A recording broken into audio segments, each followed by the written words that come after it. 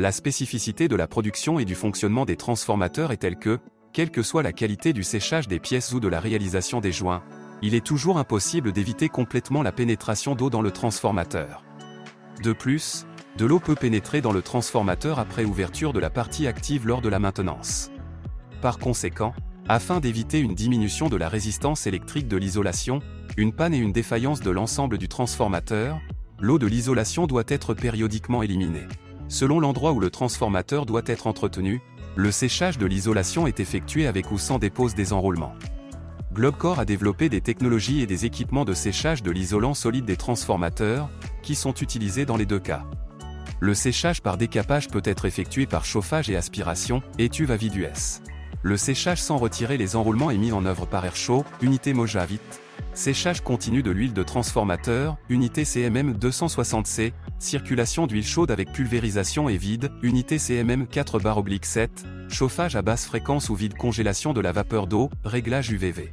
Dans cette vidéo, nous examinerons la technologie de congélation de la vapeur d'eau sous vide pour sécher l'isolation solide des transformateurs d'une tension de 110 à 1150 kV, dont les réservoirs peuvent supporter une pression absolue de 1 millibar.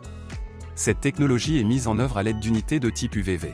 L'UVV est une unité qui comprend une unité de réfrigération à 2 étapes, 3 pompes primaires et une pompe à vide.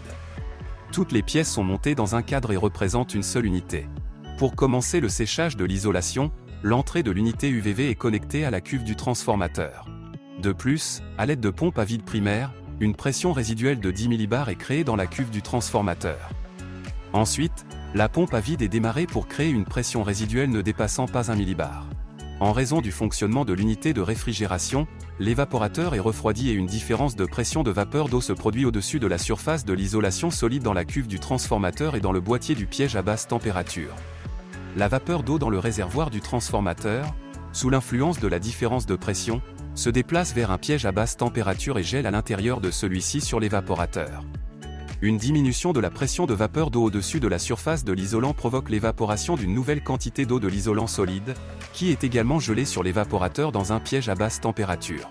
Vous pouvez surveiller le processus de congélation à travers une fenêtre de visualisation située à l'arrière du piège à basse température, et une vanne spéciale est fournie pour évacuer le condensat après le dégivrage. La caractéristique de conception de ce modèle d'unité UVV est la présence de 3 pompes primaires à palette. Ces pompes sont positionnées de manière à ce que l'encombrement de l'ensemble ne change pas et qu'il reste compact. Mais en même temps, les pompes primaires à palette, contrairement, par exemple, à une pompe à tiroir unique, sont moins bruyantes et ne nécessitent pas de refroidissement séparé en été et de chauffage en hiver. En cas de panne d'une pompe primaire, l'installation reste pleinement opérationnelle, le temps de création d'un vide préliminaire n'augmentera que légèrement. L'unité UVV peut être utilisée pour sécher l'isolation des transformateurs sans retirer les enroulements, à la fois indépendamment et avec une unité de chauffage basse fréquence.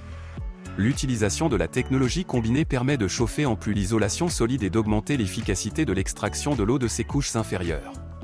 À la suite d'un tel séchage, la teneur en humidité résiduelle de l'isolant solide ne dépasse pas 1%. Et dans quels autres domaines, à votre avis, la technologie de congélation sous vide de la vapeur d'eau peut-elle être utilisée? Laissez votre avis dans les commentaires.